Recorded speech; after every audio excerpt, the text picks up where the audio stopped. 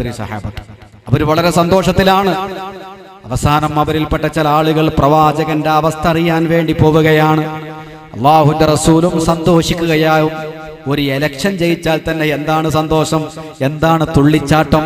മദ്യം കഴിച്ചുകൊണ്ട് ബാൻഡടിച്ച് തുള്ളിച്ചാടുന്ന ആളുകൾ ഒരു യുദ്ധത്തിലാണ് വിജയിച്ചത്. അതും പ്രവാചകനെയും അനുയായികളെയും നശിപ്പിക്കാൻ വന്ന ആളുകളെയാണ് പിടിച്ചു കെട്ടിയത്. അങ്ങനത്തെ 70 ആളുകളെ പിടിച്ചു കെട്ടിയിട്ടുണ്ട്. അന്ന് രാത്രി സന്തോഷിക്കുന്ന സഹാബത്ത് അള്ളാഹുവിന്റെ റസൂലിന്റെ വിവരമറിയാൻ വേണ്ടി പ്രവാചകന്റെ അടുക്കിലേക്ക് കടന്നു വരുമ്പോൾ അള്ളാഹുവിന്റെ റസൂലിന്റെ കണ്ണുകൾ കലങ്ങിയിരിക്കുന്നു. പ്രവാചകന്റെ കണ്ണുകൾ സജലമായിരിക്കുന്നു. പ്രവാചകന്റെ കണ്ണുകൾ നിറഞ്ഞൊഴുകുകയാണ്. സഹാബത്ത് അത്ഭുതപ്പെട്ടു. നബിയെ, ഇന്ന് തങ്ങൾ കരയുകയാണ്. ഇന്ന് സന്തോഷിക്കേണ്ട ദിവസമല്ലേ? അള്ളാഹുവിന്റെ സഹായം കിട്ടിയ ദിവസമാണ്. നമ്മളെ നശിപ്പിക്കാൻ വന്ന ആളുകളെ നമ്മൾ തുരത്തി ഓടിച്ച ദിവസമാണ്.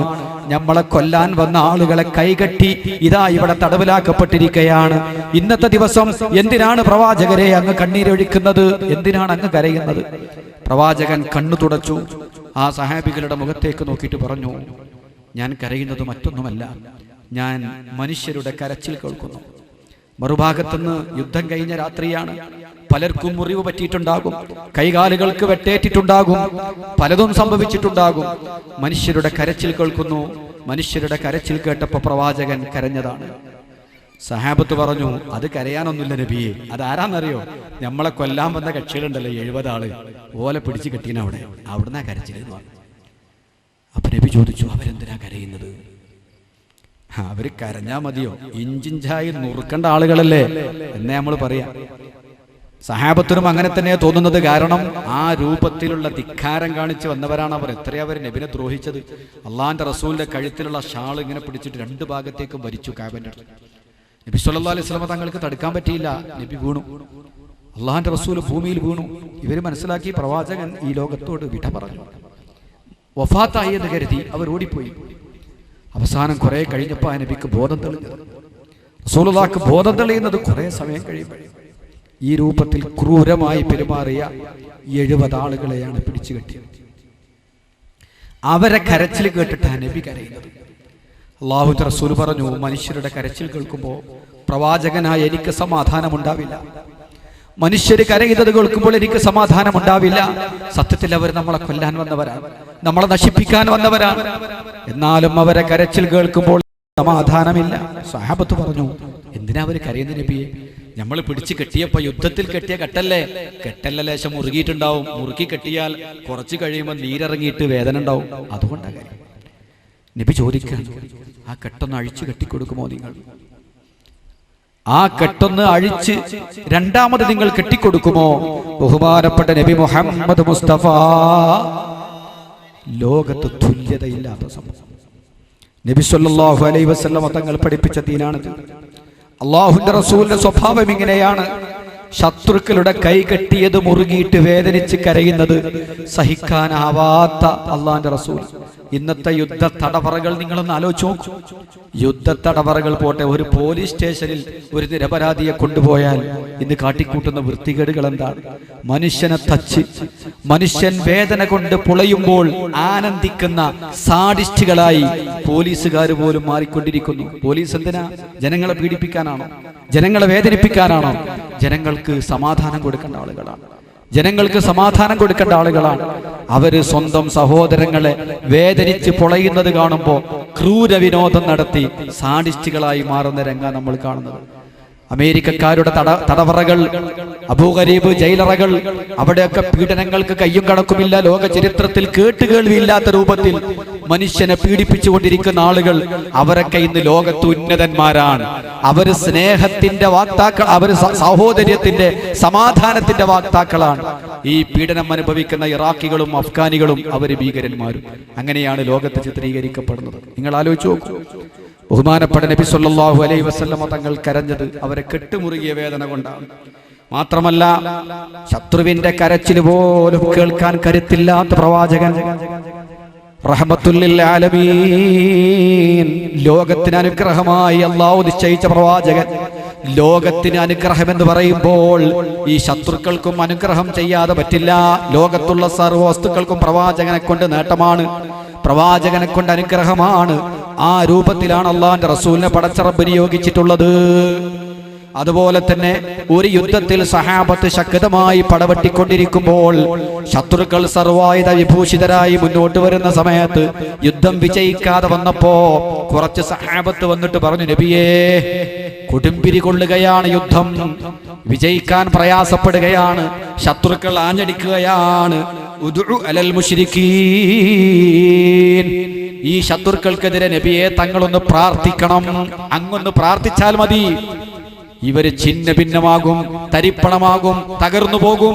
നബിയെ, അവർക്ക് വേണ്ടി, അവർക്കെതിരെ തങ്ങളൊന്ന് പ്രാർത്ഥിക്കൂ. യുദ്ധത്തിലാണ് ആവശ്യപ്പെടുന്നത്.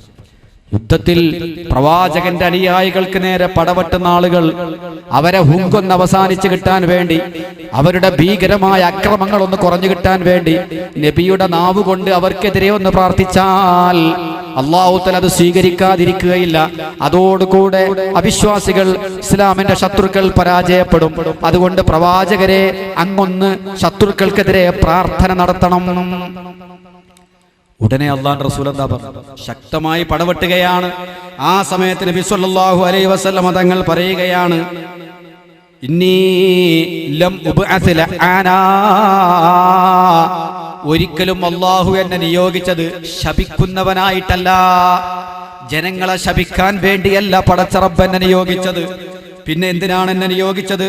വഇന്നമാ ബുഇസ്തു റഹ്മതൻ, കാരുണ്യവുമായിട്ടാണ് എന്നെ നിയോഗിച്ചത്, കാരുണ്യവുമായിട്ടാണ്. വമാ അർസൽനാക ഇല്ലാ റഹ്മത്തൽ ലിൽ ആലമീൻ, ലോകത്തിന് മുഴുവനും കാരുണ്യമായിട്ടല്ലാതെ എന്നെ നിയോഗിച്ചിട്ടില്ല. ശത്രുക്കൾക്കെതിരെ ഞാൻ പ്രാർത്ഥിക്കുകയില്ല, ശത്രുക്കളെ ഞാൻ എൻ്റെ നാവ് കൊണ്ട് ശപിക്കുകയില്ല. ഒരു പ്രവാചകൻ ഒരിക്കലും നാവ് കൊണ്ട് ശപിക്കുകയില്ല. എന്നെ അനുഗ്രഹത്തോടുകൂടെ, അനുഗ്രഹത്തിന് വേണ്ടി നിയോഗിക്കപ്പെട്ടവനാണ് എന്ന് രണാങ്കണത്തിൽ മറുപടി പറയുന്നു ബഹുമാനപ്പെട്ട നബി മുഹമ്മദ് മുസ്തഫ. അതുല്യമായ, ലോക ചരിത്രത്തിൽ തുല്യതയില്ലാത്ത പ്രവാചക ജീവിതത്തിന്റെ ചെറിയ നിമിഷങ്ങൾ നിങ്ങളൊന്ന് ആലോചിച്ച് നോക്കൂ പ്രിയപ്പെട്ട സഹോദരങ്ങളെ. സ്വന്തം ജീവിതത്തിൽ ഒരു ചെറിയ ഭാഗമെങ്കിലും നമുക്ക് പകർത്താൻ കഴിഞ്ഞാൽ അതൊരു വലിയ സൗഭാഗ്യമല്ലേ? കഴിഞ്ഞില്ല. ബഹുമാനപ്പെട്ട നബി സല്ലല്ലാഹു അലൈഹി വസല്ലമ തങ്ങൾ യുദ്ധക്കളത്തിലേക്ക് പോകുന്ന സന്ദർഭത്തിൽ അവസാനമായി കൊടുക്കുന്ന ഒരു ഉപദേശമുണ്ട്. ശത്രുക്കളോട് പടവെട്ടുമ്പോൾ പലപ്പോഴും ഇസ്ലാമിന്റെ അനുയായികൾ ന്യൂനപക്ഷമാണ്, ശത്രുക്കൾ എപ്പോഴും ഭൂരിപക്ഷമാണ്. എല്ലാ യുദ്ധങ്ങളിലും അങ്ങനെ തന്നെയാണ് സംഭവിച്ചത്.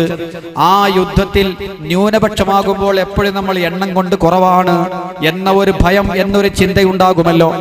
ആ യുദ്ധക്കളത്തിൽ ബഹുമാനപ്പെട്ട നബി സല്ലല്ലാഹു അലൈഹി വസല്ലമ തങ്ങൾ അവസാനമായി കൊടുക്കുന്ന ഒരു ഉപദേശമുണ്ട്. നോക്കണം നിങ്ങൾ, യുദ്ധത്തിന് പോകുമ്പോൾ അവസാനമായി കൊടുക്കുന്ന ഉപദേശം എന്താണ്? സ്വഹാബത്തിനോട് പറയും, സഫ് കെട്ടി നിന്ന് വാളും പരിചയം എടുത്ത് മധ്യയുദ്ധായുധങ്ങൾ അണിഞ്ഞ് എല്ലാ നിലക്കും സജ്ജരായി നിന്ന് യുദ്ധത്തിന് വേണ്ടി പുറപ്പെടുമ്പോ അല്ലാഹുവിന്റെ റസൂൽ അവസാനമായി പറയും, വലാ തഖ്തഉ ശജറാ വലാ തുഖർരിബു ദിയാറാ വലാ തഖ്തുലു വലീദൻ വലാ നിസാ. അവസാനത്തെ ഉപദേശം, ലാ തഖ്തഉ ശജറാ, നിങ്ങൾ മരം മുറിക്കരുത്. യുദ്ധത്തിൽ ചിലപ്പോൾ അങ്ങനെ ചെയ്യും. ശത്രുക്കളെ പ്രകോപിപ്പിക്കാൻ വേണ്ടി നശിപ്പിക്കൽ, ഇത് രാഷ്ട്രീയക്കാർ ചെയ്യുന്ന പരിപാടി തന്നെ. ഓഫീസുകൾ തൽച്ച് തകർക്കുക, വൈറ്റ് ഷെഡുകൾ, ജനങ്ങൾ ബസ് കാത്തു നിൽക്കുന്ന സ്ഥാപനങ്ങൾ തകർക്കുക. ഈ രൂപത്തിൽ ജനങ്ങൾക്ക് ഉപയോഗമുള്ള വസ്തുക്കളൊക്കെ കുരങ്ങന്മാരെ പോലെ എന്ന് പറഞ്ഞോളൂ, ഐറ്റാ പണിയൊന്നും കുരങ്ങന്മാരും ചെയ്യൂല. നല്ല നല്ല സാധനങ്ങൾ തച്ച് തകർക്കുന്ന സ്വഭാവം, തരിപ്പണമാക്കുന്ന സ്വഭാവം. റബ്ബർ തൈകൾ വെച്ച് പിടിപ്പിച്ചാൽ കഠിനമായ അസൂയ കൊണ്ട്, വെറുപ്പ് കൊണ്ട് റബ്ബർ തൈകൾ പോലും വെട്ടി നശിപ്പിക്കുന്ന സ്വഭാവം, നശിപ്പിക്കുന്ന സ്വഭാവം. വളരെ വൃത്തികെട്ട, നീചമായ, മനുഷ്യത്വത്തിന് യോജിക്കാത്ത വൃത്തികെട്ട സ്വഭാവം. എന്തെങ്കിലും നിസാരമായ പ്രശ്നങ്ങൾക്ക് വേണ്ടി, പ്രകോപനങ്ങൾ ഉണ്ടാക്കാൻ വേണ്ടി ഇന്ന് ആധുനിക രാഷ്ട്രീയക്കാരും ചെയ്യുന്നൊരു വിദ്യയാണ്. ബഹുമാനപ്പെട്ട നബി സല്ലല്ലാഹു അലൈഹി വസല്ലം തങ്ങളെ തടയുകയാണ്. പ്രവാചകൻ പറയുന്നു, വലാ തഖ്തഉ ശജറാ നിങ്ങൾ ഒരിക്കലും മരം മുറിക്കരുതേ. മരം നമ്മളോട് തെറ്റ് ചെയ്തിട്ടില്ല. മരത്തെ പ്രവാചകൻ ഇഷ്ടപ്പെടുന്നു, മരങ്ങളെ സ്നേഹിക്കുന്നു, സർവ്വ വസ്തുക്കളെയും സ്നേഹിക്കുന്ന പ്രവാചകൻ പറയുന്നു, വലാ തഖ്തഉ ശജറാ, മരം മുറിക്കരുതേ. വലാ തുഖർരിബൂ ദിയാറാ, നിങ്ങൾ വീടുകൾ പൊളിക്കാൻ പാടില്ല. ശത്രുപാളയത്തിലേക്ക് കടന്നു എന്നാൽ വീടുകൾ തരിപ്പണമാക്കും. ഇസ്രായേലികൾ ബോംബിട്ടുകൊണ്ട് പലസ്തീനികളുടെ വീട് തകർക്കുന്നു. അമേരിക്കക്കാരൻ ബോംബിട്ടുകൊണ്ട് പലസ്തീനികളുടെയും ഇസ്രായേലികളുടെയും വീടുകൾ തകർത്ത് തരിപ്പണമാക്കുന്നു. അവരത് കണ്ടുകൊണ്ട് പൊട്ടിച്ചിരിക്കുകയാണ്. അതിന്റെ കേസറ്റ് കണ്ടുകൊണ്ട് നേതാക്കന്മാർ ആർത്തുല്ലസിക്കുകയാണ്. നോക്കൂ നിങ്ങൾ, ആധുനിക ലോകത്തിന്റെ ചിത്രമാണത്. 14 നൂറ്റാണ്ട് മുമ്പ് പ്രവാചകൻ അവസാനമായി തങ്ങളെ കടിച്ചു കീറാൻ വേണ്ടി കാത്തിരിക്കുന്ന ശത്രുക്കളോട് പടവട്ടാൻ പോകുമ്പോഴും പ്രവാചകന്റെ ഉപദേശം മരം പോലും മുറിക്കരുത്. വലാ തുഖർരിബൂ ദിയാറാ, വീടുകളെ പൊളിക്കാൻ പാടില്ല. വീടുകൾ എന്ന് പറയുന്നത് ഒന്നും നിങ്ങളോട് സംസാരിക്കാത്ത ഒരു സാധനമാണെങ്കിലും ഒരുപാട് തൊഴിലാളികളുടെ വിയർപ്പിന്റെ ഫലമാണത്. ഒരുപാട് മനുഷ്യാധ്വാനം അതിന്റെ പിറകിലുണ്ട്. മനുഷ്യർ അധ്വാനിച്ച് കഷ്ടപ്പെട്ടുണ്ടാക്കിയതാണ്. അത് നിങ്ങൾ തകർത്ത് കളയരുതേ. വലാ തഖ്തുലൂ വലീദൻ വലാ നിസാ, വലാ തഖ്തുലൂ വലീദാ, കുട്ടികളെ കാണും ചിലപ്പോൾ യുദ്ധക്കളത്തിൽ. കുട്ടികളെ കണ്ടാൽ നിങ്ങൾ ഒരിക്കലും അവരെ കൊല്ലരുത്. വലാ നിസാഅൻ, പെണ്ണുങ്ങളെ കണ്ടാൽ കൊല്ലരുത്. അവരെന്ത് ധിക്കാരം കാണിച്ചാലും കുട്ടികളെ കൊല്ലരുത്. അതുപോലെ സ്ത്രീകളെ കൊല്ലരുത്. വീട് പൊളിക്കരുത്, മരം മുറിക്കരുത്. ഇത്തഖുൽ വുജൂഹ്, മുഖം സൂക്ഷിക്കണേ, മുഖം സൂക്ഷിക്കണേ. ശത്രുവിന്റെ മുഖത്ത് തൊട്ടുപോവരുതേ. നമ്മളെ കൊല്ലാൻ വേണ്ടി വാളൂടിപ്പിടിച്ചു വരുമ്പോഴും നമ്മളെ നശിപ്പിക്കാൻ വേണ്ടി കൊലകൊമ്പന്മാരായി കുതിച്ചു പാഞ്ഞു വരുമ്പോഴും അവന്റെ മുഖത്ത് തൊടരുത്. അവന്റെ മുഖം വികൃതമാക്കരുത്. മനുഷ്യന്റെ മുഖത്തിന് പവിത്രതയുണ്ടെന്ന് പഠിപ്പിക്കുന്നു മഹാനായ നബി മുഹമ്മദ് മുസ്തഫ. ലോകത്ത് ഇങ്ങനൊരു ഉപദേശം ഏതെങ്കിലും യുദ്ധത്തിന് പോകുമ്പോ ആരെങ്കിലും നേതാവ് കൊടുത്തെങ്കിൽ കേട്ടണോ? അള്ളാന്റെ റസൂൽ അല്ലാതെ ശത്രുവിന്റെ മുഖത്ത് തൊട്ടുപോവരുത്. സാക്ഷാൽ അബൂജാഹിലിനെ മുമ്പിൽ കണ്ടാൽ പോലും അബൂജാഹിലിന്റെ മുഖത്തടിക്കാൻ പാടില്ല. മുഖം പവിത്രമാണ്. ഒരാട്ടിൻകുട്ടിയുടെ മുഖത്തടിച്ചുകൂടാ, ഒരു പട്ടിയുടെ മുഖത്തടിച്ചുകൂടാ. നമ്മളെ കൊല്ലാൻ വരുന്നവനാണെങ്കിലും അവനുമായി യുദ്ധം ചെയ്യാം, പക്ഷെ അവന്റെ മുഖത്ത് തൊടരുത്. നമ്മളോ നിസ്സാര പ്രശ്നം ഉണ്ടായ ആദ്യം കൊടുക്ക മുഖത്താ. ഇവൻ പ്രവാചകന്റെ അനുയായി, നാളെ കബർന്ന് പറയും മുഹമ്മദുൻ നബി, മുഹമ്മദ് നബിയാണ് എന്റെ നബി. എന്ത് മാതൃക! ആ പേരുച്ചരിക്കാൻ അർഹതയുണ്ടോ? മക്കളെ പോലും അങ്ങനെ തല്ലുന്നവരുണ്ട്, സ്വന്തം മക്കളെ മുഖത്തടിക്കുന്നവർ. ഭാര്യമാർക്ക് ഗുളിക കൊടുക്കണമാതിരി രാവിലും ഉച്ചക്കും വൈകുന്നേരം കൊടുക്കുന്നവരുണ്ട് മുഖത്ത്. ഇവരെന്ത് പ്രവാചക സ്നേഹികളാണ്! എവിടെ റസൂലുള്ള? റസൂലുള്ള നിന്റെ ഉള്ളിലുണ്ടെങ്കിൽ നിനക്കത് ചെയ്യാൻ കഴിയില്ല. അബൂജഹലിന്റെ മുഖത്ത് പോലും തൊടാൻ പാടില്ലെന്ന് പഠിപ്പിച്ചു നബി സല്ലല്ലാഹു അലൈഹി വസല്ലം. ശത്രുക്കളുടെ മുഖത്ത് തുടരുത്. ഇത്തഖുൽ വുജൂഹ്, മുഖം സൂക്ഷിക്കണേ, മുഖത്ത് തുടരുതേ, മുഖം വികൃതമാക്കരുതേ. ഒരു മനുഷ്യനാണ്. നിങ്ങളോട് അവർക്ക് ബുദ്ധിയില്ലാത്തത് കൊണ്ട് നിങ്ങളോട് യുദ്ധം ചെയ്യാൻ വരുന്നു, നിങ്ങളെ വേരോടെ നശിപ്പിക്കാൻ വരുന്നു, നിങ്ങളെ ഉന്മൂലനാശം വരുത്താൻ വരുന്നു. എന്നാലും അവരെ മുഖത്ത് തുടരുത്. ഇത്തഖുൽ വുജൂഹ്, മുഖം സൂക്ഷിക്കണേ. മഹാനായ നബി മുഹമ്മദ് മുസ്തഫ. നോക്കൂ നിങ്ങൾ, ലോകത്തിന് മാതൃകയില്ല ഇതിൽ. ഇതാണ് നബി സല്ലല്ലാഹു അലൈഹി വസല്ലമ തങ്ങൾ ശത്രുക്കളോട് പോലും വെച്ചു പുലർത്തിയ നിലപാട്. കഴിഞ്ഞിട്ടില്ല. പ്രവാചകനെ വളരെ ദ്രോഹിച്ച ഒരാളായിരുന്നു കഅബ് ഇബ്നു സുഹൈർ. അക്കാലത്ത് ജാഹിലിയ കാലത്ത് അയാൾ വലിയ കവിയാണ്. അന്ന് അറേബ്യയിലെ ഏറ്റവും സൂപ്പർ കവിയാണ് കഅബ് ഇബ്നു സുഹൈർ. പ്രഗൽഭനായ കവിയാണ്. അദ്ദേഹത്തിന്റെ കവിതയിൽ പരിഹസിക്കാനുള്ള കഴിവ് ഭയങ്കര. നന്നായി കളിയാക്കി പാട്ടുപാടും. ആരെ കളിയാക്കുന്നത്?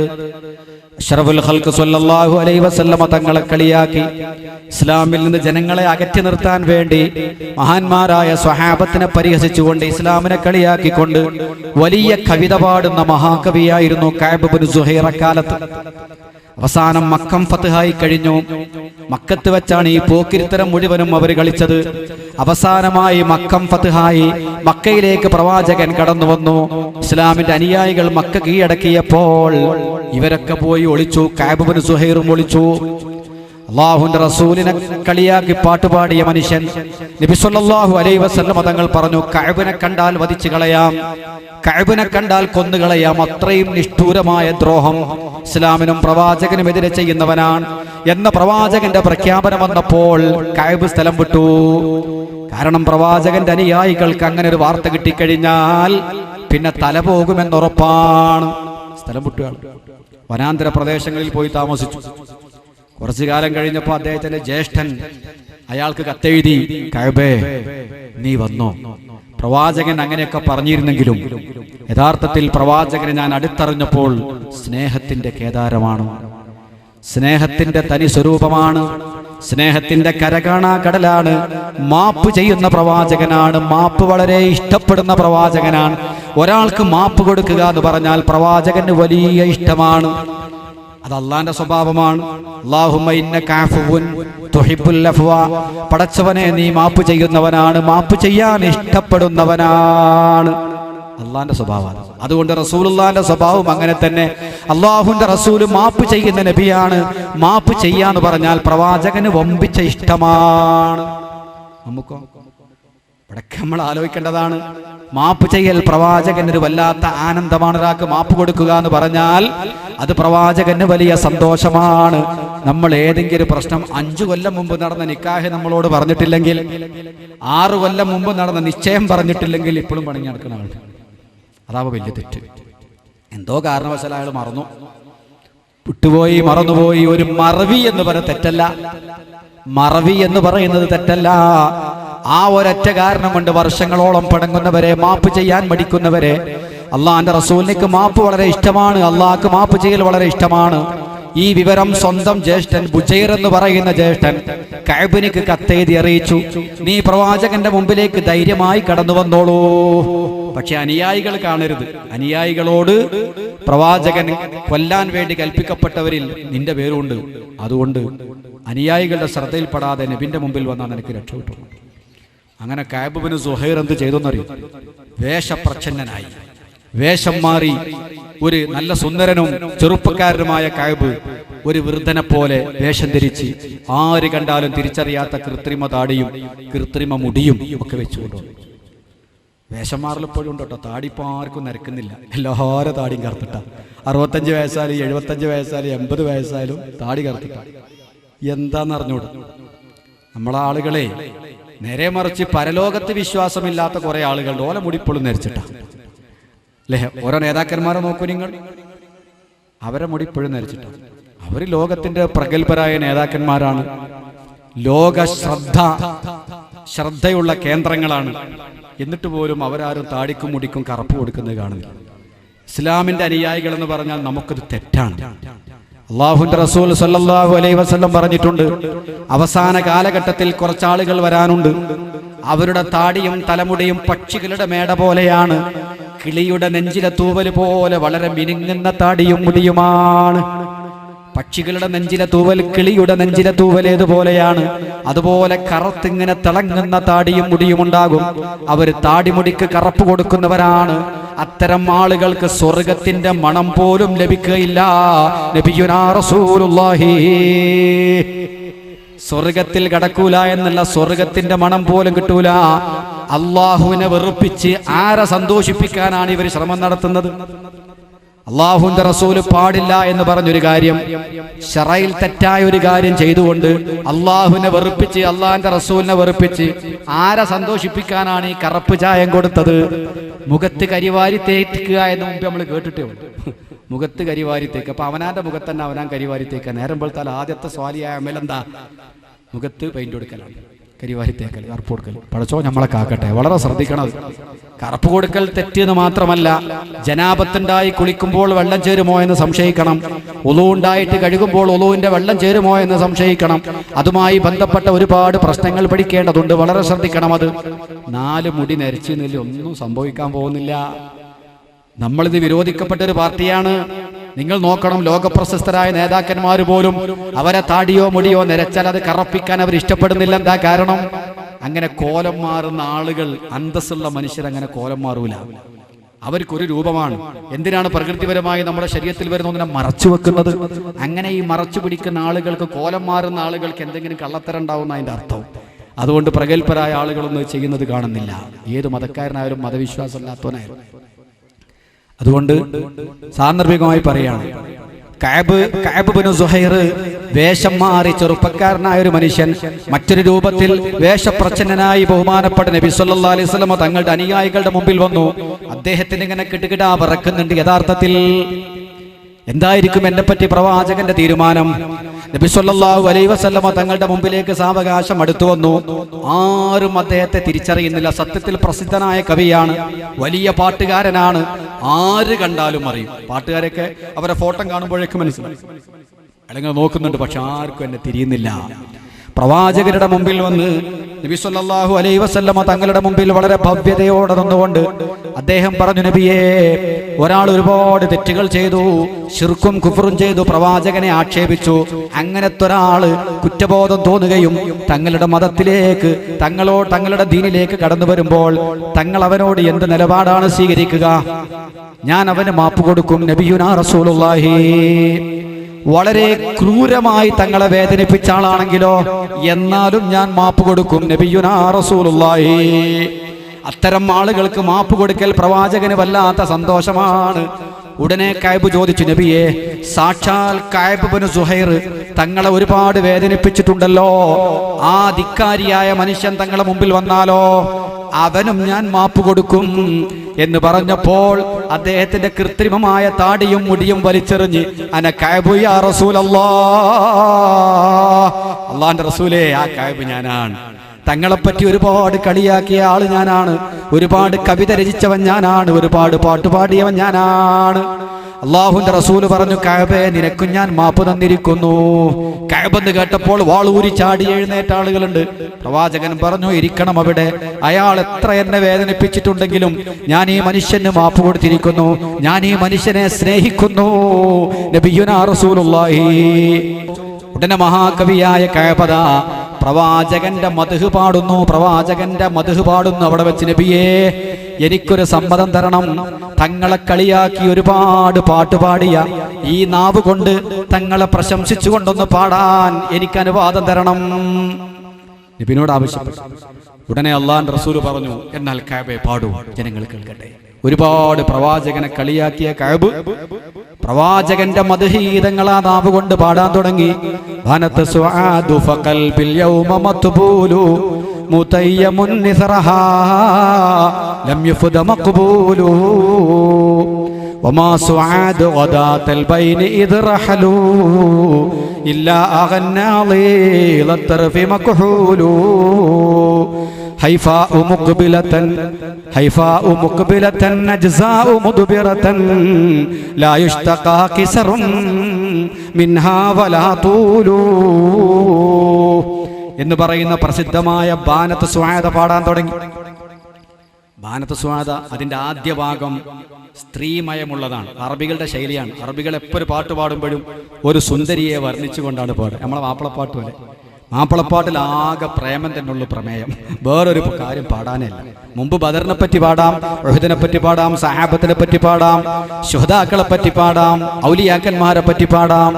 ഇന്നാകെ രാവും പകലും പ്രേമം. ഏതെങ്കിലും ഒരു പെണ്ണിന്റെ പേരും പറഞ്ഞിട്ട് ഒരുത്തന്റെ കരച്ചില, എന്തെങ്കിലും ചില്ലറ കൊടുക്കാൻ തോന്നും എൻ്റെ പറച്ചില്. പാട്ട്, നീ വരൂലേ, കാണൂലേ, ഇനി എങ്ങനെ കാണോ അങ്ങനെ. അത് കേൾക്കാനായിട്ട് കുറേ മനുഷ്യന്മാർ. എന്തായാലും നിങ്ങൾ ആലോചിച്ച് നോക്കി, ജ്യേഷ്ഠനും അനുജനും ഒരുമിച്ച് കേൾക്കാൻ പറ്റിയ പാട്ടാണ് ആണോ? ഉമ്മാക്കും മകനും ഒരുമിച്ച് കേൾക്കാൻ പറ്റിയ പാട്ടാണോ? തോലിന് കട്ടിയുള്ളവർക്ക് തരക്കെടില്ല, നല്ല തോലിന് കട്ടിയുള്ളവർ. ബഹുമാനപ്പെട്ട നബി സല്ലല്ലാഹു അലൈഹി വസല്ലമ തങ്ങളുടെ മുമ്പിൽ വെച്ച് അറബികളുടെ സ്വഭാവം പോലെ ഒരു സുന്ദരിയെ വർണ്ണിച്ചുകൊണ്ട് പാടി.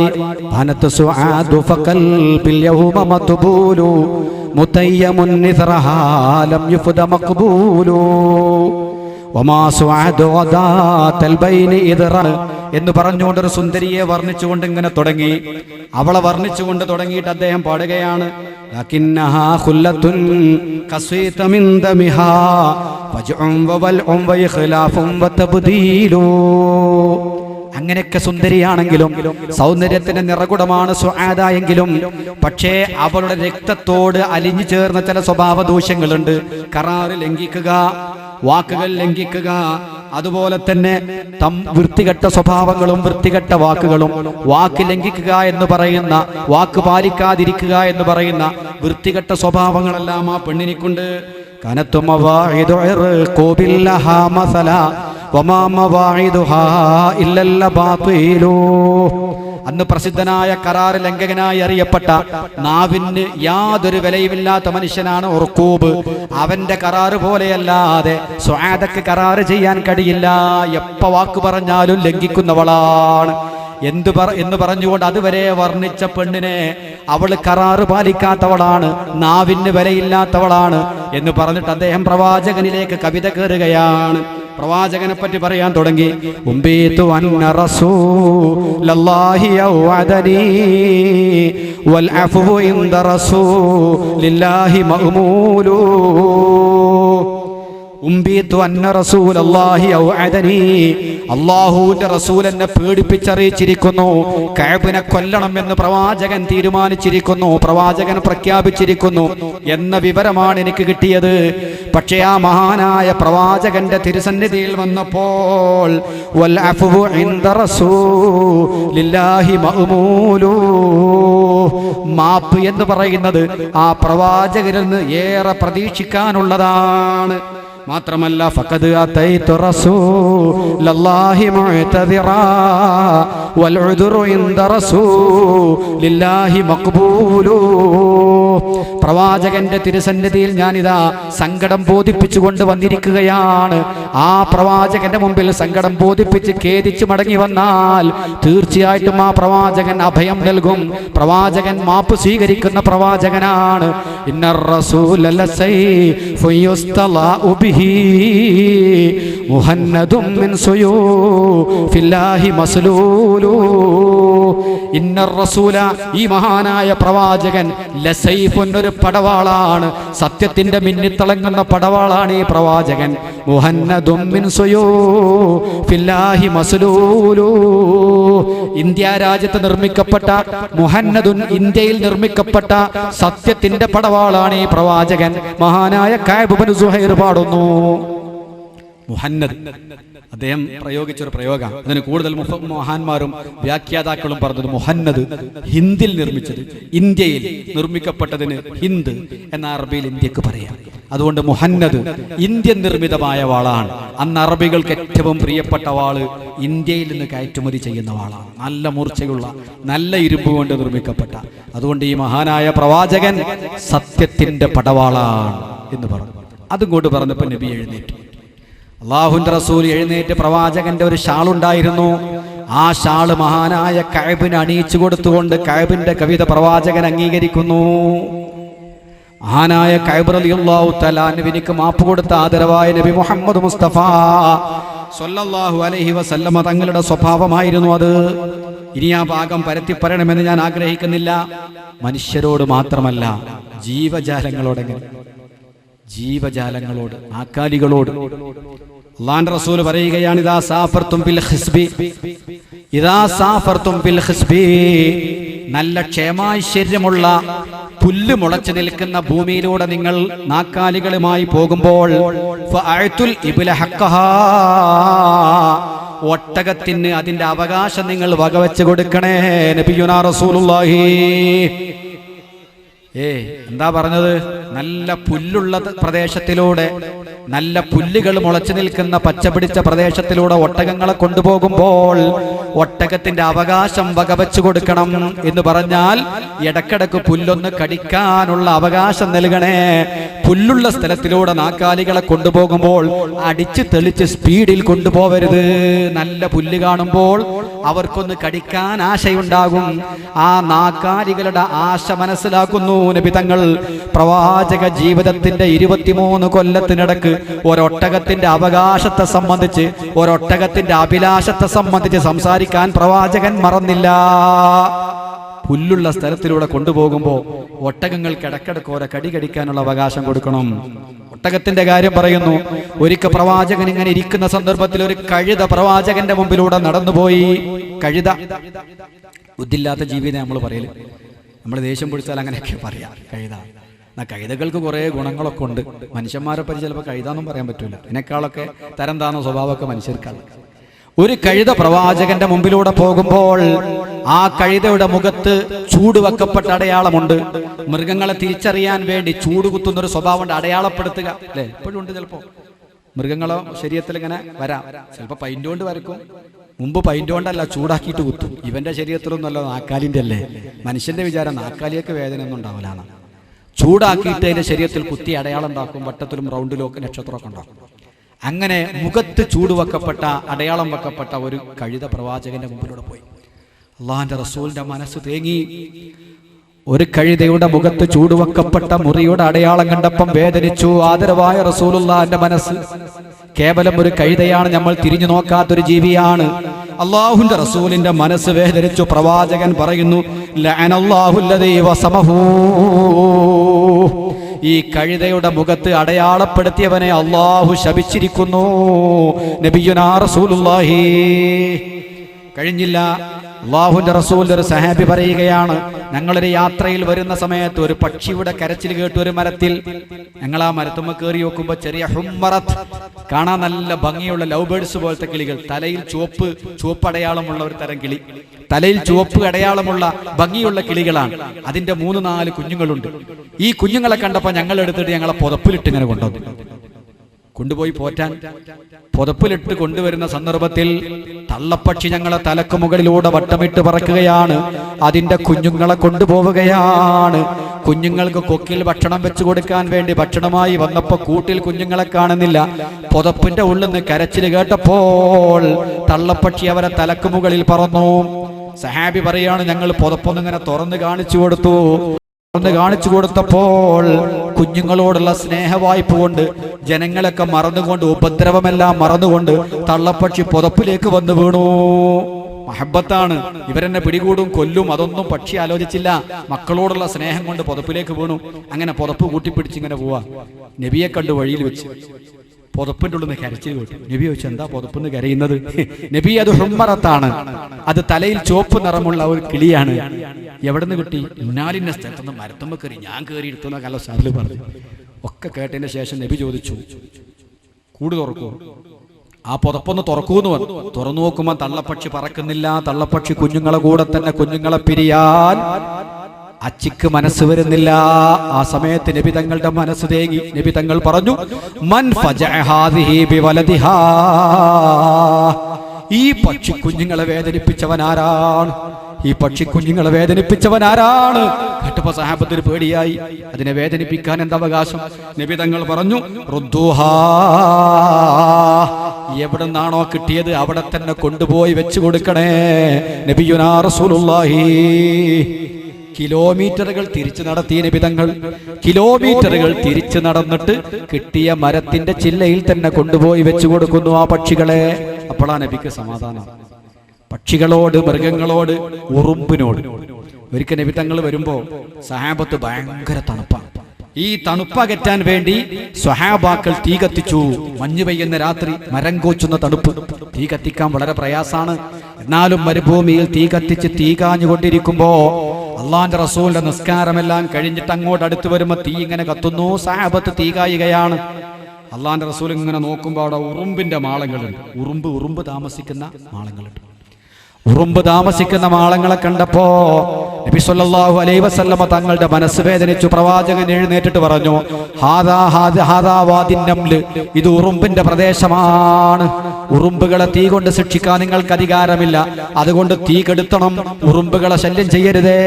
അവര് സ്വസ്ഥമായി താമസിക്കുന്ന റൂമുകളാണത്. അവരുടെ മാളത്തിൽ അവർ താമസിച്ചുകൊണ്ടിരിക്കുന്നു. നിങ്ങളുടെ തീ കത്തിച്ചാൽ ഉറുമ്പുകൾക്ക് പ്രയാസപ്പെടും. തീ അണക്കണമെന്ന് നബിയുനാ റസൂലുള്ളാഹി. നോക്കുമ്പോൾ നമ്മളെ നബിന്റെ മനസ്സ്, ആ അവസ്ഥയിലേക്ക് മനസ്സിങ്ങോട്ട് വരണം. അതാ ദീൻ, ഈമാൻ അതാണ്, വിശ്വാസം അതാണ്. വിശ്വാസിയുടെ മനസ്സ് വളരെ ലോലമാവണം. ഉറുമ്പ് നമുക്കോ അടുപ്പിൽ രാവിലെ തന്നെ തീ കത്തിക്കാൻ വേണ്ടി അടുപ്പ് ചെല്ലുമ്പോൾ പഞ്ചസാരപ്പാട്ടം പോലെ അടുപ്പുമെല്ലാം ഉറുമ്പ്. കുരുത്തം കെട്ട ഉറുമ്പ് വരാൻ കണ്ടൊരു സമയം ചൂട്ട് കത്തിച്ചിട്ടെല്ലാം ഉറുമ്പിനെ ഒരു ഉറുമ്പിനെ കൊല്ലാൻ പാടില്ല. ഈ ബാത്റൂമിൽ ചെല്ലുന്ന സമയത്ത് ബാത്റൂമിലുണ്ടാവും ചിലപ്പോൾ ഉറുമ്പുകൾ ഇങ്ങനെ ഒരു പാട്ട വെള്ളെടുത്തായിട്ട് ഒറ്റ വെള്ളപ്പൊക്കം കഴിഞ്ഞെല്ലാം ക്ലോസറ്റിലെത്തി. അപ്പോൾ ഒപ്പരും നല്ല സമാധാനമായി. കുറെ ഉറുമ്പ് ഇങ്ങനെ ഒലിച്ചു പോകുന്നത് കാണുമ്പോൾ നോക്കുങ്ങൾ. അള്ളാന്റെ റസൂല് തീ കെടുത്താൻ വേണ്ടി പറഞ്ഞു. വളരെ പാടുപെട്ട് കത്തിച്ച് തീ കായുന്ന തീ ഉറുമ്പുകൾക്ക് വേണ്ടി കെടുത്തിച്ചു നബി. ഇതാണ് ലോകാനുഗ്രഹിയായ നബി മുഹമ്മദ് മുസ്തഫ. കഴിഞ്ഞില്ല, കോഴി ഒരിക്കൽ നബി തങ്ങൾ സംസാരിച്ചുകൊണ്ടിരിക്കെ തൊട്ടടുത്തുനിന്ന് കോഴി ഇങ്ങനെ കൂവി. പൂവൻ കോഴി ഇങ്ങനെ കൂവന്നെ, ഒരേ കൂവൽ. അപ്പൊ സഹാബത്തിന്റെ കൂട്ടത്തിലുള്ള ഒരാള് ഇങ്ങനെ വല്ലാതെ കൂവുന്നത് കണ്ടപ്പോ കുരുത്തം കെട്ട കോയിന്ന്, കുരുത്തം കെട്ട കോയി എന്ന് പറഞ്ഞു. നമ്മൾ അങ്ങനെയല്ല പറയല്ലേ, മോശപ്പെട്ട കോഴി. ആ കോയിനെ ശപിച്ചു, കോയിനെ ശപിച്ചു. നബിക്ക് സഹിച്ചില്ല കേട്ടോ. ഉടനെ പറഞ്ഞു, ലാ തസുബ്ബുദ്ദീഖ്, കോഴിയെ നിങ്ങൾ ചീത്ത പറയരുതേ. കുരുത്തം കെട്ട കോഴി എന്ന് പറഞ്ഞില്ലേ, കോഴിയെപ്പോലും ചീത്ത പറയുന്നത് നബി തങ്ങൾക്ക് സഹിക്കുകയില്ല. റസൂലുള്ളാഹിന്റെ ഹളറത്തിൽ നിന്ന് കോഴിയെ ചീത്ത പറഞ്ഞപ്പോ ലാ തസുബ്ബുദ്ദീഖ്, കോഴിയെ നിങ്ങൾ ചീത്ത പറയരുത്. ഫൈന്നഹു യൂഖിലു ലിസ്സലാ, നിസ്കാരത്തിന് വേണ്ടി ഉണർത്തുന്ന ജീവിയാണത്. നബിയുനാ റസൂലുള്ളാഹി. നിസ്കാരം ഫർളാക്കപ്പെട്ട ആണും പെണ്ണും സുഖമായി കിടന്നുറങ്ങുമ്പോൾ സുബഹിന്റെ സമയത്ത് എഴുന്നേറ്റ് ഖൂമൂ യാ ഗാഫിലീൻ, അശ്രദ്ധരെ എഴുന്നേൽക്കുവീൻ എന്ന് പറഞ്ഞ് കൂവി വിളിക്കുന്നത് പൂവൻ കോഴിയാണ്. നിസ്കാരത്തിന് ഉണർത്തുന്ന സ്വഭാവമുണ്ടതിന്, അതുകൊണ്ട് അതിനെ ചീത്ത പറയരുത്. ഒരു വസ്തുവിന്റെ ഏതെങ്കിലും ഒരു സ്വഭാവം കണ്ട് ചീത്ത പറയുമ്പോൾ അതിന്റെ മറ്റൊരു നന്മ പറഞ്ഞുകൊണ്ട് അതിനെ മദ്ഹ് ചെയ്യാനാണ് നബി തങ്ങൾ ഇഷ്ടപ്പെട്ടത്. എല്ലാ കാര്യത്തിലും അങ്ങനെ. നമ്മളൊരാളെ ചീത്ത പറയുമ്പോൾ ഒന്നും കൂടി നമ്മളെ വക പറഞ്ഞു കൊടുക്കാനല്ല, അവന്റെ ഭാര്യയെ പറ്റി പറയാം, തീരെ അനുസരണല്ല, പറഞ്ഞാൽ കേൾക്കൂല, മടുത്തു, ഓഹോ ഓള് മാത്രമല്ല ഓളെ ഏട്ടത്തി അങ്ങനെ മറ്റേനി കുറ്റം. അള്ളാന്റെ റസൂലിന്റെ ശൈലി എന്താ? ഒരാളെ സംബന്ധിച്ച് കുറ്റം എന്തെങ്കിലും പറഞ്ഞാൽ ഉടനെ നബി മറ്റൊരു ഗുണം പറഞ്ഞിട്ട് എന്നെ ന്യായീകരിക്കും. പൂവൻകോഴിയെ ചീത്ത പറഞ്ഞപ്പോ പൂവൻകോഴി നിസ്കാരത്തിന് ഉണർത്തുന്ന സ്വഭാവമുണ്ട്, നിസ്കാരത്തിന് ഉണർത്തും. അങ്ങനെ എല്ലാത്തിന്റെയും നന്മകൾ മാത്രം കാണുന്ന പ്രവാചകൻ. നല്ല മനുഷ്യർക്ക് നന്മകൾ കാണാൻ കഴിയും, ചീത്ത മനുഷ്യർ ചീത്ത തേടിക്കൊണ്ട് നടക്കും. മനസ്സിന്റെ ഒരു സ്വഭാവമാണത്. നല്ല മനുഷ്യർ നന്മകൾ തേടി നടക്കും, ചീത്ത മനുഷ്യർ ചീത്ത തേടി നടക്കും. ഏതുപോലെ? ഈച്ചയെ പോലെ. ഈച്ചന്റെ സ്വഭാവം എന്താണ്? ചീഞ്ഞോടുത്ത് മാത്രമേ ഉണ്ടാവൂ. മുറി എവിടെ ഉണ്ടോ ആ മുറിമേലെ ഈച്ച ഉണ്ടാവും. അത്ര തേച്ചോടുത്ത് ഈച്ച വന്നിരിക്കൂല. നല്ല സുഗന്ധമുള്ള ഇടത്ത്, സോപ്പിന്റെ മണമുള്ള ഇടത്ത്, നല്ല സുഗന്ധം തേച്ച സ്ഥലത്ത് ഈച്ച വരുന്നില്ല. ദുഷിച്ച സ്ഥലം, മുറിയും പൊളിയും ചലവും ചോരയും എവിടെയുണ്ടോ അവിടെയാണ് ഈച്ച വരുന്നത്. അതുകൊണ്ട് മഹാന്മാര് പറഞ്ഞിട്ടുണ്ട്, വലാത്ത കുൻ കസുബാ ബിംബിൽ ജുറൂഹി വഖഅ ദൂന സ്വിഹാഹി മിനൽ അളാഇ മുസ്തലിമാ. വലാത്ത കുൻ കസുബാബിൻ, നീ ഈച്ചനെ പോലെയാവരുത്, ഈച്ചനെ പോലെയാവരുത്. ബിൽ ജുറൂഹി വഖഅ, ചീത്ത മാത്രമേ ഈച്ച കാണുകയുള്ളൂ, നല്ലതൊന്നും ഈച്ച കാണുകയില്ല. അതുപോലെ ആവരുത് നിന്റെ സ്വഭാവം എന്ന് മഹാന്മാർ പാടിയിട്ടുണ്ട്. അതുപോലെ നബി സല്ലല്ലാഹു അലൈഹി വസല്ലം തങ്ങൾ അതിന്റെ നന്മ പറയുകയാണ്. നമ്മളെല്ലാം കുറ്റം പറയുന്ന വേറൊരു സാധനമുണ്ട്. ആരോഗ്യ വകുപ്പ് കണ്ടാൽ നമ്മൾ അറസ്റ്റ് ചെയ്യും ചിലപ്പോൾ. എന്താണെന്നറിയോ? കൊതുക്. ഓ കൊതുക്, എന്തുണ്ടെങ്കിലും പാവം കൊതുകിനെ കുറ്റം പറയും. ചിക്കുൻകുനിയ വന്നാൽ അതും കൊതുക്, ഏത് മലമ്പനി വന്നാൽ അതും കൊതുക്, എല്ലാം ഒഴിഞ്ഞ കൊതുക്. ആയിട്ട് പ്രതികരിക്കാത്തോണ്ടല്ലേ പടച്ച റബ്ബിനറിയാം എന്താ അവസ്ഥ. എന്താ അവസ്ഥ ആയിരിക്കാം, ആവാതിരിക്കാം. ഏതായിരുന്നാലും ഒരാൾ കൊതുകിനെ ചീത്ത പറഞ്ഞു. നബിന്റെ സരസയിനെ നിൽക്കുമ്പോൾ അയാൾ ഒറ്റ അടിയടിച്ചു. കുറച്ച് കഴിഞ്ഞപ്പോൾ മാന്തി ഇങ്ങനെ ചൊറിഞ്ഞു, കൊതു രക്ഷപ്പെട്ടു. രണ്ടാമത് ഉപ്പുറത്ത് അതിനെക്കാട്ടിയും വലിയ സൂചി കൊടുത്തു, പിന്നെ ഇങ്ങോട്ട് അടി. 2 വട്ടം അടിച്ചപ്പോൾ അയാൾ ഒടുക്കത്തെ കൊതു, ശപിക്കപ്പെട്ട കൊതു എന്ന് പറഞ്ഞു. ഉടനെ പ്രവാചകൻ പറഞ്ഞു, നബി സല്ലല്ലാഹു അലൈഹി വസല്ലം, ലാ തൽഅൻഹാ, കൊതുവിനെ ശപിക്കരുത്. നിനക്ക് വേണമെങ്കിൽ അതിനെ കൊല്ലാം, പക്ഷെ അതിനെ ശപിക്കാൻ പാടില്ല നാവ് കൊണ്ട്. കാരണം എന്താണ്? ഫൈന്നഹാ നബ്ബഹത്ത് നബിയ്യം മിനൽ അംബിയാഇ ലിസ്സലാ, മുമ്പ് കഴിഞ്ഞു പോയ അമ്പിയാക്കളിൽപ്പെട്ട ഒരു പ്രവാചകൻ കിടന്നുറങ്ങുമ്പോൾ, നിസ്കാരത്തിന്റെ സമയമായപ്പോൾ ക്ഷീണം കൊണ്ട് ഉറങ്ങുന്ന സമയത്ത് കൊതുക് കടിച്ചിട്ട് ആ പ്രവാചകനെ ഉണർത്തിയിട്ടുണ്ട്. മുമ്പ് കഴിഞ്ഞു പോയ പ്രവാചകരിൽപ്പെട്ട ഒരു പ്രവാചകനെ നിസ്കാരത്തിന് വേണ്ടി ഉണർത്തിയ ജീവിയാണ്. അതുകൊണ്ട് നാവുകൊണ്ട് അതിനെ ശപിക്കണ്ട, കുറ്റം പറയണ്ട. മഹാനായ നബി മുഹമ്മദ് മുസ്തഫ. ഇങ്ങനെ എത്ര. ഇനി ജീവനില്ലാത്ത കൊതുവും പൂച്ചയൊക്കെ പോട്ടെ. പൂച്ചനെ ഉള്ള കഥ നമുക്കറിയാം, നായ്ക്ക് വെള്ളം കൊടുത്ത കഥ അറിയാം, സമയമില്ലാത്തോണ്ട് ചുരുക്കാണ്. അതൊക്കെ പോട്ടെ, ജീവനില്ലാത്ത സാധനം. ഇപ്പൊ ഉഹ്ദ് മല ഒരു മലയാണ്. ഉഹ്ദ് മല ഒരു പർവ്വതമാണ്. ആ പർവ്വതത്തിന്റെ അടുക്കലൂടെ നബി സല്ലല്ലാഹു അലൈഹി വസല്ലം തങ്ങൾ കടന്നുപോയപ്പോ ഉഹ്ദ് മലയിൽ അല്പഭാഗത്തേക്ക് കയറി നിന്നു. ആ ഉഹദ് മലയിൽ കയറി നിന്നിട്ട് പ്രവാചകൻ പറയാണ്, ഹാദാ ഉഹദ്, ഇത് ഉഹദ് മലയാണ്. ജബലുൻ യുഹിബ്ബുനാ, ഈ പർവ്വതം നമ്മെ സ്നേഹിക്കുന്നു. വനുഹിബ്ബുഹു, നമ്മൾ ആ പർവ്വതത്തെയും സ്നേഹിക്കുന്നു. ശഫീഉനാ റസൂലുള്ളാഹി. എന്തൊരു പ്രകൃതി സ്നേഹിയാണ് പ്രവാചകൻ. പ്രവാചകനേക്കാൾ വലിയ പ്രകൃതി സ്നേഹി എവിടെ? പ്രവാചകൻ പറയുന്നു, ഇത് ഉഹദ് മലയാണ്. ഉഹദ് മല നമ്മളെ സ്നേഹിക്കുന്നു, നമ്മൾ ഉഹദ് മലയെ സ്നേഹിക്കുന്നു. ശഫീഉനാ റസൂലുള്ളാഹി. ആ മദീനയുടെ രാജാവായ നബി സല്ലല്ലാഹു അലൈഹി വസല്ലമ തങ്ങളെ നമുക്ക് മറക്കാൻ കഴിയുമോ? എന്തൊരു സ്നേഹമാണ്! സ്നേഹിച്ച് സ്നേഹിച്ച് സ്നേഹിച്ച് മതിവരാത്ത പ്രവാചകൻ, മരങ്ങളെ സ്നേഹിക്കുന്ന പ്രവാചകൻ, മലകളെ സ്നേഹിക്കുന്നു പ്രവാചകൻ. കഴിഞ്ഞില്ല, ഇമാം ബുഖാരി റിപ്പോർട്ട് ചെയ്യുന്ന ഒരു ഹദീസിൽ കാണാം, സ്വഹീഹുൽ ബുഖാരിയിലെ ഹദീസിൽ കാണാം, ബഹുമാനപ്പെട്ട നബി സല്ലല്ലാഹു അലൈഹി വസല്ലം തങ്ങൾ ഒരിക്കൽ ഉഹദ് മലയുടെ മുകളിൽ കയറി. വമഅഹു അബൂബക്കറിൻ വമഅഹു ഉമർ വഉസ്മാൻ, ഈ മൂന്നാളുകളും റസൂലുള്ളാഹിന്റെ കൂടെയുണ്ട്. റസൂലുള്ളാഹി ഉഹദ് മലയുടെ മുകളിൽ കയറുമ്പോൾ സിദ്ദീഖുൽ അക്ബർ തൊട്ടുപിറകിലുണ്ട്. ബഹുമാനപ്പെട്ട ഉമർ ഇബ്നുൽ ഖത്താബ് റളിയല്ലാഹു തആല അൻഹു തങ്ങളുണ്ട്. ഉസ്മാൻ ഇബ്നു അഫ്ഫാൻ റളിയല്ലാഹു തആല അൻഹു തങ്ങളുണ്ട്. ഇങ്ങനെ നാലാളുകൾ ഉഹദ് മലയുടെ മുകളിൽ കയറി. ഇമാം ബുഖാരി റിപ്പോർട്ട് ചെയ്യുന്ന ഹദീസാണ്. ഉഹദ് മലന്റെ മുകളിലെത്തിയപ്പോൾ നബി സല്ലല്ലാഹു അലൈഹി വസല്ലമ തങ്ങളും ഈ മൂന്ന് മഹാന്മാരും ഉഹദ് മലന്റെ മുകളിലാണ്. ആ സമയത്ത് ഫഹ്തസ്സൽ ജബലു വന്തഫല, ജബലൊന്ന് കിടുകിടുങ്ങി, അതൊന്ന് വിറച്ചു, ഒന്ന് കൊടയുന്നത് പോലെ മലയൊന്ന് കുലുങ്ങയുണ്ടായി. മലക്കൊരു കുലുക്കം, ഭൂമിക്കുലുക്കം പോലെ ഉഹദ് മല ഒന്ന് ചലിച്ചു, ഒന്ന് ഇളകി, ഒരു കൊടച്ചിൽ പോലെ സംഭവിച്ചു. ഫഖാല റസൂലുള്ളാഹി സ്വല്ലല്ലാഹു അലൈഹി വസല്ലം, ആ സമയത്ത് ഉഹദ് മലയോട് പ്രവാചകൻ സംസാരിക്കുകയാണ്.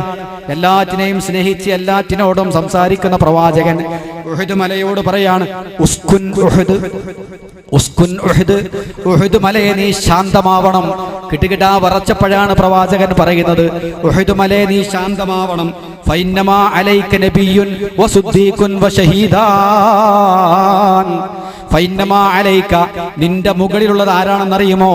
ഉഹദേ, നിന്റെ മുകളിലുള്ളത് നബിയാണ്, ഒരു പ്രവാചകനാണ് നിന്റെ മുകളിലുള്ളത്. വസുദ്ദീഖ്, ഒരു സിദ്ദീഖും നിന്റെ മുകളിലുണ്ട്. വശഹീദാൻ, രണ്ട് രക്തസാക്ഷികളുമുണ്ട്. ഉമർ എന്നവർക്ക് മനസ്സിലായി, ഞാൻ കൊല ചെയ്യപ്പെടും, ഷഹീദ്. ഉസ്മാൻ ഇബ്നു അഫ്ഫാൻ മനസ്സിലായി, എന്റെ മരണവും കൊല ചെയ്യപ്പെടുന്ന രൂപത്തിലാണ്. ഇമാം ബുഖാരി റിപ്പോർട്ട് ചെയ്യുന്ന ഹദീസാണ്. ഉഹദ് മലയോട് പ്രവാചകൻ പറയുന്നു, നീ അടങ്ങണം, നീ അടങ്ങി നിൽക്കണം. നിന്റെ മുകളിൽ ഒരു പ്രവാചകനുണ്ട്, അതുപോലെ നിന്റെ മുകളിൽ സിദ്ദീഖുണ്ട്, നിന്റെ മുകളിൽ രണ്ട് ഷഹീദന്മാരുണ്ട്. ശഫീഉനാ റസൂലുള്ളാഹി. ഇങ്ങനെ സർവം സ്നേഹിച്ചു പ്രവാചകൻ. ഞാൻ നിർത്തുകയാണ്. ഇനി ഈ പ്രവാചകൻ നമുക്ക് നൽകുന്ന ഒരൊറ്റ ഉപദേശം കൂടി പറഞ്ഞുകൊണ്ട് നിർത്തും. എന്താണെന്ന് പറയും. അല്ലാഹുവിന്റെ റസൂൽ സ്വല്ലല്ലാഹു അലൈഹി വസല്ലമ തങ്ങൾ ഒരിക്കൽ സഹാബത്തിനോട് പറഞ്ഞു, മഹാന്മാരായ സഹാബത്തെ, അല്ലാഹു സുബ്ഹാനഹു വ തആല എനിക്ക് രണ്ട് അമാനുകൾ നൽകിയിട്ടുണ്ട്. എൻ്റെ ഉമ്മത്തിന്റെ കാര്യത്തിൽ രണ്ട് അമാനുകൾ എനിക്ക് നൽകിയിട്ടുണ്ട്. നിർഭയത്വം, പേടിയില്ലാത്ത അവസ്ഥ. ഇത് വളരെ ശ്രദ്ധിക്കണം. പേടിയില്ലാത്ത അവസ്ഥ, രണ്ട് അമാൻ അല്ലാഹു സുബ്ഹാനഹു വ തആല നൽകിയിട്ടുണ്ട്. ഏതാണെന്നറിയുമോ? അൻസലല്ലാഹു അലയ്യ അമാനൈനി ലി ഉമ്മത്തി, എൻ്റെ ഉമ്മത്തിന് വേണ്ടി രണ്ട് നിർഭയമായ അവസ്ഥ അല്ലാഹു എനിക്ക് തന്നിട്ടുണ്ട്. ഏതാണ് ആ അവസ്ഥ എന്നറിയുമോ? വമാ കാനല്ലാഹു ലിയുഅസിബഹും വഅൻത ഫീഹിം വമാ കാനല്ലാഹു മുഅസിബഹും വഹും യസ്തഗ്ഫിറൂൻ. ഈ രണ്ട് കാര്യങ്ങൾ. ഒന്നാമത്തത് വിശുദ്ധ ഖുർആന്റെ ആയത്താണത്. വമാ കാനല്ലാഹു ലിയുഅസിബഹും വഅൻത ഫീഹിം, നബിയെ, തങ്ങളുള്ളപ്പോൾ തങ്ങളെ ഉമ്മത്തിനെ ശിക്ഷിക്കുകയില്ല. ഉറപ്പ്. തങ്ങളുള്ളപ്പോൾ തങ്ങളെ ഉമ്മത്തിനെ അല്ലാഹു ശിക്ഷിക്കൂല. നബിന്റെ ഫضലാണത്. നബിയുള്ള കാലത്ത് അങ്ങയുടെ ഉമ്മത്തിന് പേടിക്കണ്ട. രണ്ടാമത്തെ അമ്നേതാണ്, രണ്ടാമത്തെ നിർഭയത്വം ഏതാണ്? വമാ കാനല്ലാഹു മുഅസിബഹും വഹും യസ്തഗ്ഫിറൂൻ. അങ്ങയുടെ സമുദായം അസ്തഗ്ഫിറുല്ലാഹ് എന്ന് പറഞ്ഞ് അല്ലാഹുവിലേക്ക് ഖേദിച്ചു മടങ്ങുമ്പോൾ ഒരിക്കലും അല്ലാഹു അവരെ നശിപ്പിക്കുകയില്ല. ഈ രണ്ട് കാര്യങ്ങൾ എൻ്റെ ഉമ്മത്തിനുള്ള അമാനാണ്. ഒന്നാമത്, പ്രവാചകനുള്ളപ്പോൾ ആ ഖൗമിനെ അല്ലാഹു നശിപ്പിക്കൂല. രണ്ടാമത്, അസ്തഗ്ഫിറുല്ലാഹ് എന്ന് പറഞ്ഞുകൊണ്ട് തെറ്റുകുറ്റങ്ങളിൽ നിന്ന് ഖേദിച്ചു മടങ്ങുന്ന കാലത്തോളം എൻ്റെ സമുദായത്തെ നശിപ്പിക്കയില്ലെന്ന് നബിയുനാ റസൂലുള്ളാഹി. നശിക്കാതിരിക്കാൻ, തകരാതിരിക്കാൻ, തരിപ്പണമാവാതിരിക്കാൻ, ദുന്യാവും ആഖിറവും നഷ്ടപ്പെടാതിരിക്കാൻ ഒന്ന് പ്രവാചകനെ കൂടെ കൊണ്ട് നടക്കുക, മറ്റൊന്ന് അസ്തഗ്ഫിറുല്ലാഹ് വർദ്ധിപ്പിക്കുക. പ്രവാചകനെ കൂടെ കൊണ്ട് നടക്കാം. ഒരിക്കലും പ്രവാചകനെ മറക്കരുത്. എപ്പോഴും പ്രവാചകൻ നിങ്ങളെ കൂടെ. നിങ്ങൾ വയല് കഴിഞ്ഞ് നിങ്ങളെ വീട്ടിലേക്ക് പ്രവേശിക്കാം. വയല് കഴിഞ്ഞ് വീട്ടിലേക്ക് പ്രവേശിക്കുമ്പോൾ നിങ്ങളെ കൂടെ പ്രവാചകൻ ഉണ്ടാവണം. അങ്ങനെ പ്രവാചകൻ ഉണ്ടാവുക. പ്രവാചകന്റെ സുന്നത്ത് നിങ്ങൾ നിലനിർത്തുമ്പോൾ പ്രവാചകൻ നിങ്ങളിലൂടെ ജീവിക്കുകയാണ്. വീട്ടിലേക്ക് കയറുമ്പോൾ പ്രവാചകർ പറയുന്നു വലത്തേ കാല് വെക്കണം. വലത്തേ കാല് വെച്ച് വീട്ടിലേക്ക് കയറണം. എന്നിട്ട് പറയണം അല്ലാഹുമ്മ ഇന്നി അസ്അലുക ഖൈറൽ മൗലജി വ ഖൈറൽ മഖ്റജി ബിസ്മില്ലാഹി വലജ്നാ വ ബിസ്മില്ലാഹി ഖറജ്നാ വ അലല്ലാഹി റബ്ബിനാ തവക്കൽനാ. അറിയില്ലെങ്കിൽ പഠിക്കണം. ഒരിക്കലും ആ വീട്ടിൽ ഉപദ്രവം ഉണ്ടാവില്ല. റസൂലുള്ളാഹി നിങ്ങളെ കൂടെ തന്നെ ഉണ്ടാകും. ബിസ്മി ചൊല്ലിയിട്ട് കയറണം. ബിസ്മില്ലാഹി അല്ലാഹുമ്മ ഇന്നി അസ്അലുക ഖൈറൽ മൗലജി, ഏറ്റവും ഖൈറായ പ്രവേശനത്തെ ഞാൻ ചോദിക്കുന്നു. വ ഖൈറൽ മഖ്റജി, ഏറ്റവും ഖൈറായ പുറത്തിറങ്ങലും ഞാൻ നിന്നോട് ചോദിക്കുന്നു. ബിസ്മില്ലാഹി വലജ്നാ, നിന്റെ നാമത്തിൽ പടച്ചവനെ ഞങ്ങൾ കയറി. വ ബിസ്മില്ലാഹി ഖറജ്നാ, നിന്റെ നാമത്തിൽ തന്നെ ഞങ്ങൾ പുറത്തിറങ്ങുന്നു. വ അലല്ലാഹി റബ്ബിനാ തവക്കൽനാ, ഞങ്ങളുടെ രക്ഷിതാവായ അല്ലാഹുവായ നിന്റെ മേൽ ഞങ്ങൾ തവക്കുലാക്കുന്നു എന്ന് പറഞ്ഞ് വീട്ടിലേക്ക് കയറിയാൽ ആ വീട്ടിലെ ബറക്കത്ത് വർദ്ധിക്കുമെന്ന് നബിയുനാ റസൂലുള്ളാഹി. 10 കൊല്ലം റസൂലുള്ളാഹിന്റെ കൂടെ നടന്ന ബഹുമാനപ്പെട്ട അനസ് റളിയല്ലാഹു തആല അൻഹുവിനോട് പറയാണ്, യാ ബുനയ്യ, എന്റെ കുഞ്ഞുമോനായ അനസേ, നീ വീട്ടിലേക്ക് കയറുമ്പോൾ സലാം പറഞ്ഞ് ഈ രൂപത്തിൽ കയറിക്കഴിഞ്ഞാൽ നിന്റെ വീട്ടിൽ ബറക്കത്തുണ്ടാകും. ചെയ്യാറുണ്ടോ നിങ്ങൾ? നബി കൂടെ ഉണ്ടാവണമെങ്കിൽ റസൂലുള്ളാഹി നിങ്ങളെ കൂടെ നിൽക്കണം. ഒരിക്കലും നിങ്ങൾ നശിക്കൂല. ദുനിയാവ് ആഖിറത്ത് രക്ഷപ്പെടും. വീട്ടിൽ കയറും അങ്ങനെ കയറുക. ബാത്റൂമിലേക്ക് പോകുന്ന സന്ദർഭത്തിൽ അല്ലാഹുമ്മ ബിസ്മില്ലാഹി അല്ലാഹുമ്മ ഇന്നി അഊദു ബിക മിനൽ ഖുബുസി വൽ ഖബായിസ്, ഖക്കൂസ്ന്ന് പുറത്തിറങ്ങുന്ന സന്ദർഭത്തിൽ പിന്നെ ചെല്ലേണ്ട എന്താണ്?